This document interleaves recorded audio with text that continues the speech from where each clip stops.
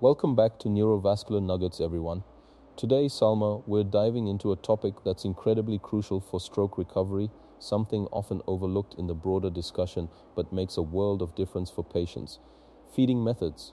Specifically, a fascinating randomized controlled study on intermittent oro-esophageal tube feeding. It's a really nice area of Mansoor. When we talk about stroke, the immediate impact on mobility or speech often comes to mind. But the ability to eat safely and effectively, especially for patients with dysphagia and bulbar palsy, is fundamental. I'm keen to hear about this study. What exactly were they looking at? Precisely.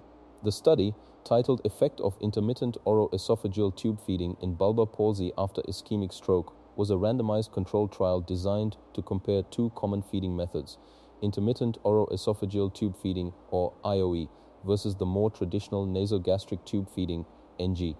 They focused on patients who had developed bulbar palsy after an ischemic stroke and who were also receiving routine treatment and swallowing rehabilitation. It's about finding the optimal support during a very vulnerable recovery period. So they're not just comparing feeding tubes, but specifically how these methods interact with the existing rehabilitation efforts. That's a key distinction. And who are the participants in the study? How many patients were involved? They had a robust sample size, which is important for the reliability of the findings. A total of 148 patients were recruited and then randomly divided into two groups, 74 patients in the IOE group and 74 in the NG group. This randomization helps ensure that any differences observed between the groups are genuinely due to the feeding method and not other confounding factors. It's a gold standard for clinical research. That's excellent for the study's validity. So with these two distinct groups, what were the researchers primarily hoping to measure? What were their main outcomes, both primary and secondary? Good question. The primary outcome was focused on nutritional status. They used three key indicators: body mass index, serum albumin, and pre-albumin. These are standard objective measures that give us a clear picture of how well a patient is being nourished.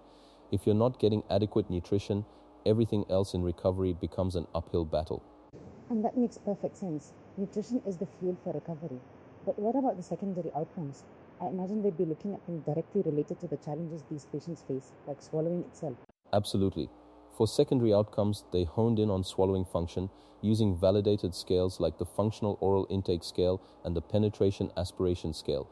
These help clinicians quantify the severity of dysphagia and track progress. Beyond that, they also looked at the incidence of pneumonia, which is a very common and dangerous complication in dysphagia patients, and surprisingly depression, along with any other adverse events. It's a comprehensive look at the patient's overall well-being and recovery trajectory. That's quite a comprehensive set of measures. It sounds like they really covered all bases, from the physical to the psychological. So after all this meticulous tracking and comparison, what did the study reveal? What were the standout findings? The findings were quite compelling, Salma, and really pointed towards the superiority of IOE. Across the board, the IOE group showed significantly better results compared to the NG group. Let's break it down. I'm eager to hear. Lay it on me, Prof. What was the first big win for IOE? First and foremost, nutritional status. The IOE group demonstrated better body mass index, higher albumin levels, and improved pre-albumin. This suggests that patients receiving IOE were simply better nourished. This is crucial because good nutrition supports muscle strength, immune function, and overall healing. It's the foundation for everything else. That makes perfect sense. If you're malnourished, your body can't heal as effectively. So improved nutrition is a huge plus. What about swallowing function itself? Did IOE make a difference there too? Absolutely. This is where it gets really interesting for rehabilitation specialists. The IOE group also showed significantly better results in swallowing function as measured by both the Functional Oral Intake Scale and the Penetration Aspiration Scale. This implies that IOE isn't just about getting calories in, it might actually be more conducive to the recovery of natural swallowing mechanisms. That's a huge takeaway, Prof. It's not just a feeding method, it's a potential therapeutic tool. Do we have any theories on why IOE might be better for improving swallowing compared to a traditional NG tube? Well, think about it. An NG tube, while essential in many acute situations, is a constant foreign body. It can cause discomfort, potentially irritate the pharynx, and might even interfere with the very muscles we're trying to rehabilitate. With IOE, the tube is inserted for feeding and then removed. This intermittent nature allows for periods where the oral and pharyngeal structures are free from obstruction, potentially facilitating better engagement in swallowing exercises and reducing sensory interference. It's less intrusive, allowing the natural swallowing reflexes to be practiced without constant impingement. That's a really insightful point. It's like taking off a cast to do physical therapy versus trying to do it with the cast still on. It seems so logical now that you explain it. And what about those secondary complications that are so feared in these patients, like pneumonia? This is where the results become truly dramatic, Salma. The incidence of stroke-associated pneumonia was drastically lower in the IOE group, a mere 4.05% compared to a staggering 35.14% in the NG group. That's an almost tenfold reduction. This is a massive clinical implication given that aspiration pneumonia is a leading cause of morbidity and mortality in dysphagic stroke patients. Wow, almost 4% versus over 35%. That's not just significant, it's a game changer for patient safety and survival.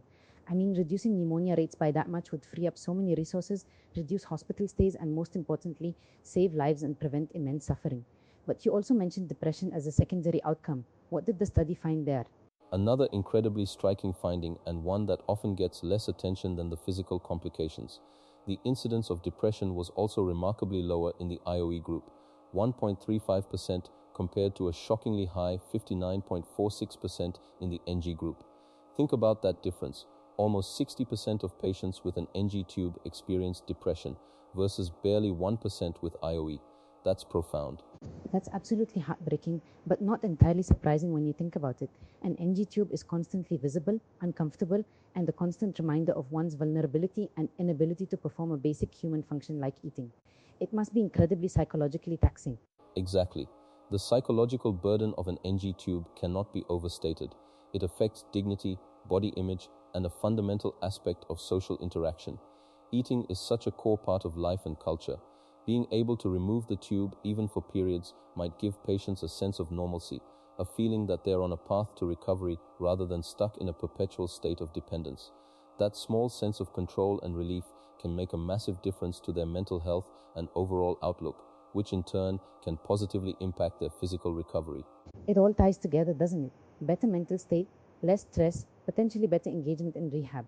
This isn't just about clinical numbers, it's about the human experience of recovery. And finally, what about adverse events in general? Yes, they also tracked general adverse events, and predictably, the IOE group experienced fewer adverse events overall, including things like reflux, fever, and throat discomfort. This aligns with the idea that IOE is a less intrusive and more comfortable method for patients in the long run. An NG tube constantly present can cause persistent irritation and discomfort, which is a significant factor in patient compliance and overall well-being. So, to summarize these incredible findings, IOE is superior in terms of nutritional status, swallowing function significantly reduces the risk of pneumonia, dramatically lowers depression rates, and causes fewer general adverse events. It really sounds like a complete win-win. What was the author's ultimate conclusion? Their conclusion was unequivocal. They stated that in patients with dysphagia and bulbar palsy after ischemic stroke who are receiving routine treatment and swallowing rehabilitation, IOE is both safer and more conducive to improving nutritional status, swallowing function, pneumonia outcomes, and depression compared to NG feeding. It's a very strong endorsement. That's powerful, Prof. Mansoor. This study truly highlights that sometimes an innovation doesn't have to be a flashy new drug or device. It can be a smarter application of existing principles or a re-evaluation of current practices based on patient-centered outcomes. This could genuinely change the standard of care for so many stroke survivors. I couldn't agree more, Salma. It really emphasizes the importance of looking beyond just delivering calories and considering the holistic impact of our interventions. The benefits span from physiological healing to psychological well-being, which are both critical for a successful recovery. Clinicians treating stroke patients with dysphagia really need to consider IOE as a preferred method where appropriate. It's a clear pathway to better patient outcomes and a significantly improved quality of life during a very challenging period. This has been an incredibly insightful discussion, Prof. Mansoor.